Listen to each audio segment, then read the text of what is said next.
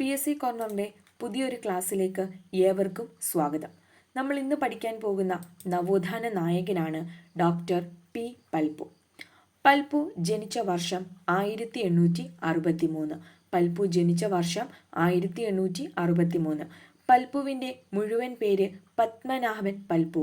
പൽപുവിൻ്റെ മുഴുവൻ പേര് പത്മനാഭൻ പൽപു. പൽപുവിൻ്റെ ജന്മസ്ഥലം തിരുവനന്തപുരം ജില്ലയിലെ പേട്ടയിലാണ്. പൽപുവിൻ്റെ ജന്മസ്ഥലം തിരുവനന്തപുരം ജില്ലയിലെ പേട്ടയിലാണ്. ഇന്ത്യ ചരിത്രത്തിലെ നിശബ്ദനായ വിപ്ലവകാരി എന്ന് പൽപുവിനെ വിളിച്ചത് സരോജിനി നായിഡുവാണ്. ഇന്ത്യ ചരിത്രത്തിലെ നിശബ്ദനായ വിപ്ലവകാരി എന്ന് പൽപുവിനെ വിളിച്ചത് ആരാണ്? സരോജിനി നായിഡു. ജനങ്ങളെ ആത്മീയവൽക്കരിക്കുക, വ്യവസായവൽക്കരിക്കുക എന്ന് പൽപുവിനെ ഉപദേശിച്ചത് സ്വാമി വിവേകാനന്ദൻ. ജനങ്ങളെ ആത്മീയവൽക്കരിക്കുക, വ്യവസായവൽക്കരിക്കുക എന്ന് പൽപുവിനെ ഉപദേശിച്ചത് ആരാണ്? സ്വാമി വിവേകാനന്ദനാണ്. പൽപു സഹായിച്ച മൈസൂരിലെ പിന്നോക്ക വിഭാഗമാണ് വാലിഗർ. പൽപു സഹായിച്ച മൈസൂരിലെ പിന്നോക്ക വിഭാഗം അറിയപ്പെടുന്നത് വാലിഗർ എന്നാണ്. പൽപു നേതൃത്വം കൊടുത്ത സംഘടനകളാണ് ഈഴവ മഹാസഭ, മലബാർ ഇക്കണോമിക് യൂണിയൻ എന്നിവ. പൽപു നേതൃത്വം കൊടുത്ത സംഘടനകൾ ഏതൊക്കെയാണ്? Ezhava Mahasabha, Malabar economic union. 1891 തിരുവിതാംകൂർ രാജാവിന് സമർപ്പിച്ച ഭീമ ഹർജിയാണ് മലയാളി മെമ്മോറിയൽ.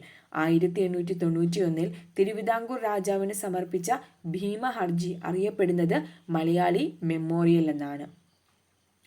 ആരുടെ നേതൃത്വത്തിലാണ് മലയാളി മെമ്മോറിയൽ സമർപ്പിച്ചത്? Barrister GP Pillai. ആരുടെ നേതൃത്വത്തിലാണ് മലയാളി മെമ്മോറിയൽ സമർപ്പിച്ചത് എന്ന് ചോദിച്ചാൽ ബാരിസ്റ്റർ GP പിള്ളയാണ്. മലയാളി മെമ്മോറിയൽ തയ്യാറാക്കിയ വർഷം 1891 ജനുവരി 1-നാണ്. മലയാളി മെമ്മോറിയൽ തയ്യാറാക്കിയ വർഷം 1891 ജനുവരി 1-നാണ്. മലയാളി മെമ്മോറിയലിൽ ആദ്യം ഒപ്പിട്ട വ്യക്തിയാണ് KP ശങ്കരമേനോൻ. മലയാളി മെമ്മോറിയലിൽ ആദ്യം ഒപ്പിട്ട വ്യക്തിയാണ് KP ശങ്കരമേനോൻ. മലയാളി മെമ്മോറിയലിൽ രണ്ടാമതായി ഒപ്പിട്ട വ്യക്തിയാണ് ബാരിസ്റ്റർ GP പിള്ള. മലയാളി മെമ്മോറിയലിൽ രണ്ടാമതായി ഒപ്പിട്ട വ്യക്തി ആരാണ്? Barrister GP പിള്ളയാണ്. മലയാളി മെമ്മോറിയലിൽ മൂന്നാമത് ഒപ്പിട്ടത് ഡോക്ടർ പി പൽപുവാണ്. മലയാളി മെമ്മോറിയലിൽ മൂന്നാമത് ഒപ്പിട്ടത് ആരാണ്? Doctor P Palpu. Malayali memorial സമർപ്പിച്ച രാജാവ് ശ്രീമൂലം തിരുനാളാണ്. മലയാളി മെമ്മോറിയൽ ശ്രീമൂലം തിരുനാൾ രാജാവിനാണ് സമർപ്പിച്ചത്. മലയാളി മെമ്മോറിയലിൻ്റെ സാഹിത്യകാരൻ എന്നറിയപ്പെടുന്നത് CV രാമൻ പിള്ളയാണ്. മലയാളി മെമ്മോറിയലിൻ്റെ സാഹിത്യകാരൻ എന്നറിയപ്പെടുന്ന വ്യക്തി ആരാണ്? CV രാമൻ പിള്ള. മലയാളി മെമ്മോറിയലിൽ എത്ര പേരാണ് ഒപ്പിട്ടത്? 10,028 പേരാണ്. മലയാളി മെമ്മോറിയലിൽ ഒപ്പിട്ടത് എത്ര പേരാണ്? 10,028 പേരാണ്. തിരുവിതാംകൂറുകാർക്ക് എന്ന മുദ്രാവാക്യം എന്തുമായി ബന്ധപ്പെട്ടിരിക്കുന്നു? മലയാളി മെമ്മോറിയലുമായി.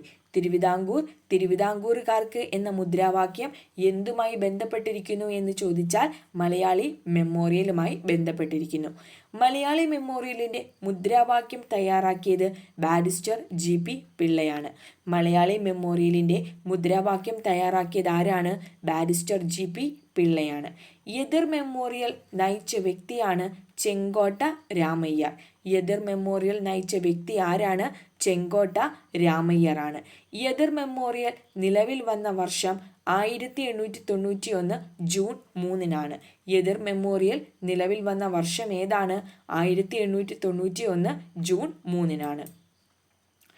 ഈഴവ മെമ്മോറിയൽ ശ്രീമൂലം തിരുനാളിന് സമർപ്പിച്ച വർഷം 1896 സെപ്റ്റംബർ 3-നാണ്. ഈഴവ മെമ്മോറിയൽ ശ്രീമൂലം തിരുനാളിന് സമർപ്പിച്ച വർഷം 1896 സെപ്റ്റംബർ 3-നാണ്. ഈഴവ മെമ്മോറിയലിൽ ഒപ്പിട്ടവർ 13,176 പേരാണ്.